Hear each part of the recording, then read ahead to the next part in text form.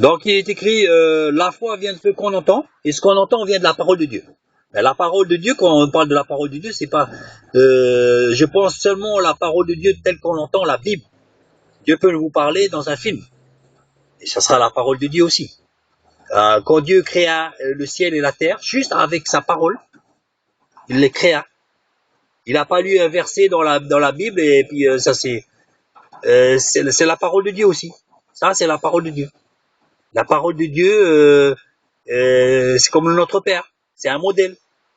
Quand vous allez demander à Dieu un travail, vous n'allez pas réciter notre Père qui est aux cieux, que son nom soit sanctifié. C'est un modèle. Vous voyez? Donc la parole de Dieu, elle est partout. Elle est là. Et le discernement, il est là. La sagesse, si quelqu'un manque de sagesse, Dieu nous dit, ben, demandez, il vous sera donné.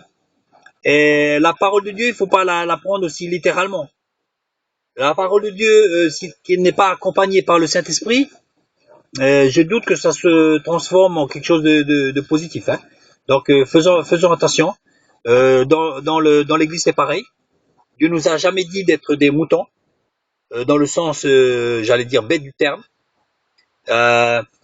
Notre différence pourra nous être utile, mais aussi pourra être utile aux autres. Il est évident que si on cherche à être un genou, on ne pourra pas être trop utile à l'autre genou. Si notre destinée, c'est d'être un nombril. C'est pas pour autant qu'on va se prendre pour le nombril du monde, hein. Mais pour dire, si un petit doigt veut être comme un pouce, déjà il va perdre du temps parce qu'il ne pourra jamais y arriver. Et d'autre part, ça va pas aider le pouce, parce que le pouce aura besoin du petit doigt. On est complémentaires. Nos différences vont bien ensemble. C'est en étant différent, pas différent pour être différent, mais en sachant découvrir qui nous sommes, que nous pourrons être utiles à l'autre.